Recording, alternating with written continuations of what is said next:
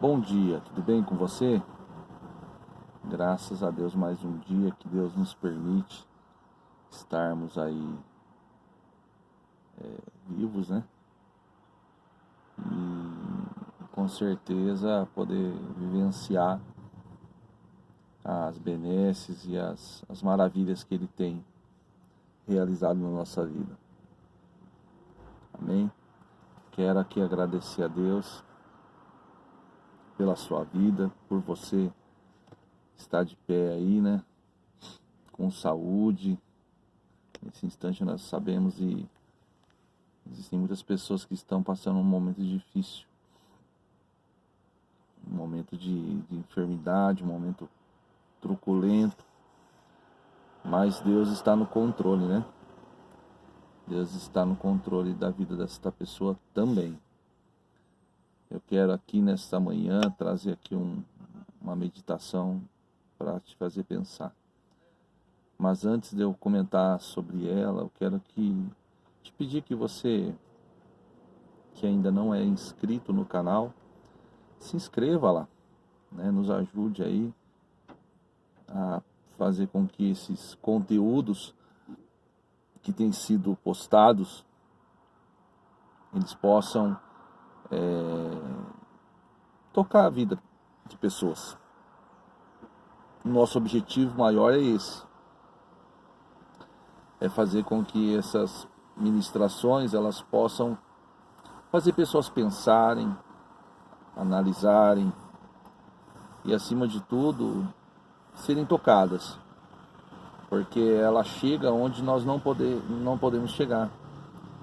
Então eu conto com a sua ajuda. Se inscreva se ainda você não é inscrito no canal. Você que, né, não é inscrito ou é inscrito, ative o sininho lá também e deixe um comentário, né, um pequeno testemunho do que Deus tem feito na tua vida. Amém? Esse é o nosso propósito, poder pregar o Evangelho, pregar a palavra de Deus, falar do amor de Cristo, desse Jesus que transforma, que um dia transformou as nossas vidas e quer transformar a vida sua, da sua casa e da vida da sua família. Amém? Então, sem mais delongas, a palavra que eu quero nessa manhã trazer para a sua vida está lá em Juízes, capítulo 7. Né? Ali fala sobre quando Gideão ele recebe uma missão de Deus. Né? Ele recebe uma missão de Deus, e a missão qual era? Destruir os midianitas. Né? O povo estava sofrendo muito, o povo estava penando muito, tudo que eles plantavam, tudo que eles cultivavam não prosperava. Não prosperava. Por quê? Para que a gente possa compreender, a gente tem que voltar um pouco no contexto da história, que está lá no começo do capítulo, do final do capítulo 5, início do capítulo 6. Que diz que enquanto o povo andava com Deus, eles prosperavam, mas eles abandonaram, então acabou-se aquela cobertura.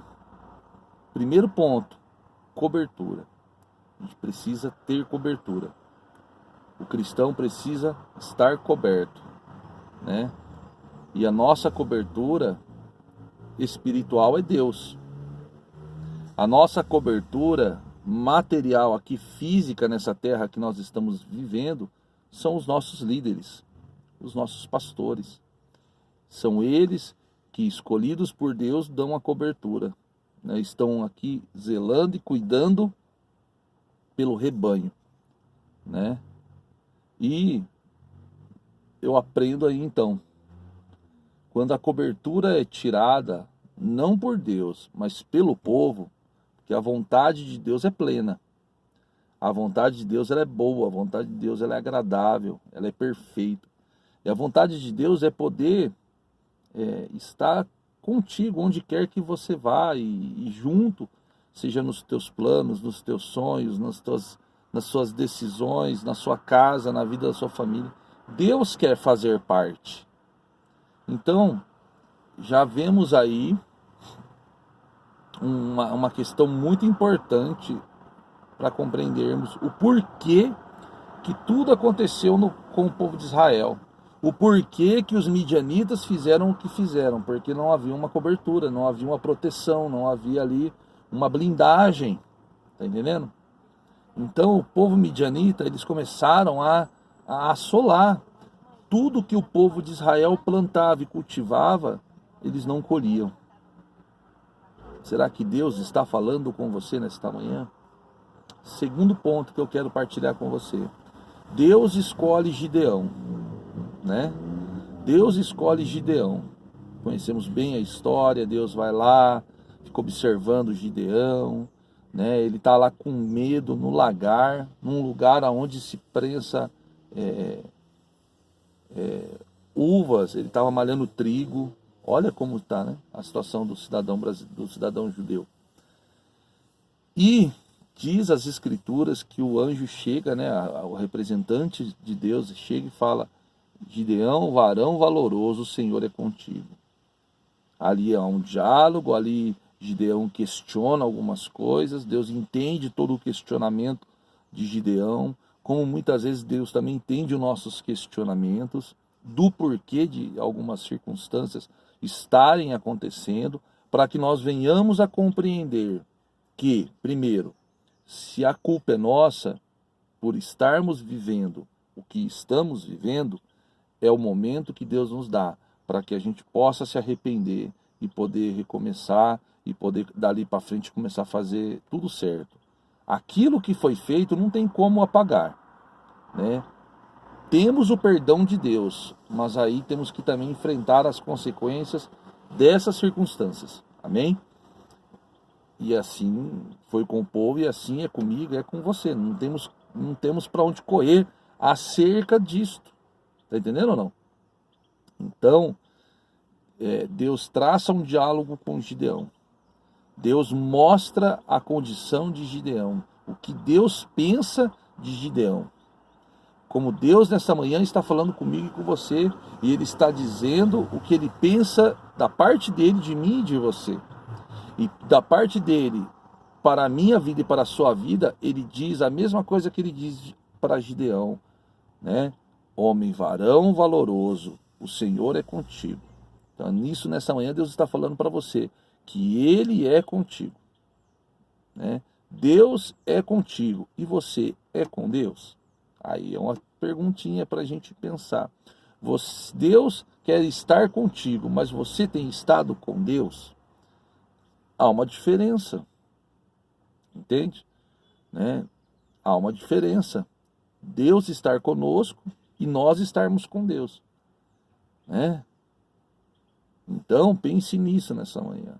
Terceiro, Deus prova o coração de Gideão, né?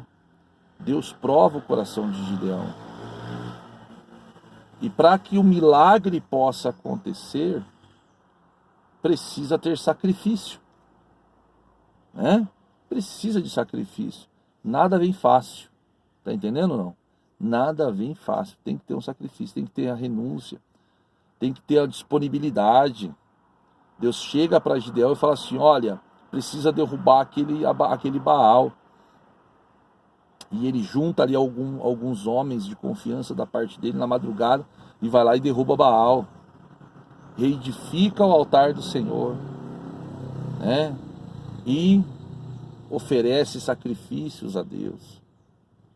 Toda vez que você se dispõe a isso, há levantes, porque também assim aconteceu na vida de Gideão. Houve levantes de pessoas de dentro da sua própria família.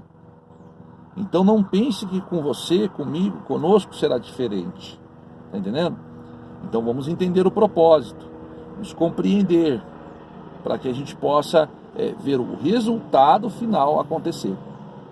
Após esses detalhes, essas situações acontecerem, diz as escrituras que Deus tem ali, Gideão tem ali 30 32.000 soldados à sua disposição para partir para a guerra, né?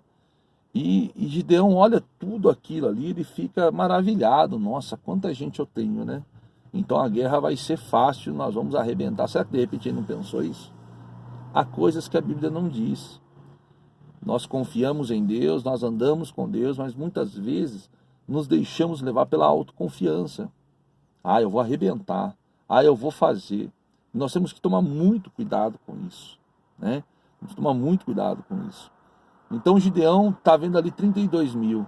Deus lá do céu está vendo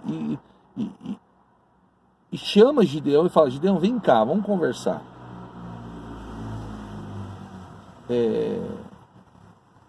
Tem muita gente aí. Gideão, sensível que era, ele falou assim: verdade, Deus, tem muita gente. Tem, Gideão. Você vai fazer um negócio. Você vai dizer assim, você vai reunir todo mundo e vai dizer assim: quem for medroso, quem for frouxo, né? Quem tiver com dúvida, receio, não vai. Separa. Gideão obedeceu à voz de Deus e numa pancada só foi 22.000 embora. Ele ficou com 10.000. Eu imagino o Gideão dizendo assim: puxa vida, 10.000 ainda dá para fazer um arregaço, né? A Bíblia fala que Deus chega, chama Gideão novamente, fala: vem cá, Gideão, tem outra coisa para falar para você. E Gideão fala para Deus: pode dizer, Senhor, tem muita gente aí.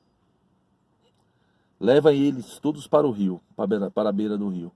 E aquele que tomar água como um cão toma, você separa. Né? E ele foi e fez e obedeceu à voz de Deus. Um princípio aí importante: obedecer à voz de Deus. Saber que quando Deus está falando com você, você pode fazer aquilo que Deus mandou. Você não precisa ter dúvida, você não precisa ficar receoso ou receosa, mas você pode só fazer aquilo que Deus determinou e aquilo que Deus mandou você fazer, porque vai dar certo. Né? Hoje Deus fala por intermédio de quem? Dos profetas. Né? E Deus fala com você, eu acredito nisso, mas Ele usa quem? Os profetas. E Gideão fez o que Deus mandou. Diz a Escritura, lá em Juízes, que 300 seguiram o padrão que Deus tinha determinado e que os outros 9.700 não foram aprovados nesta última prova, né? Para aquela missão.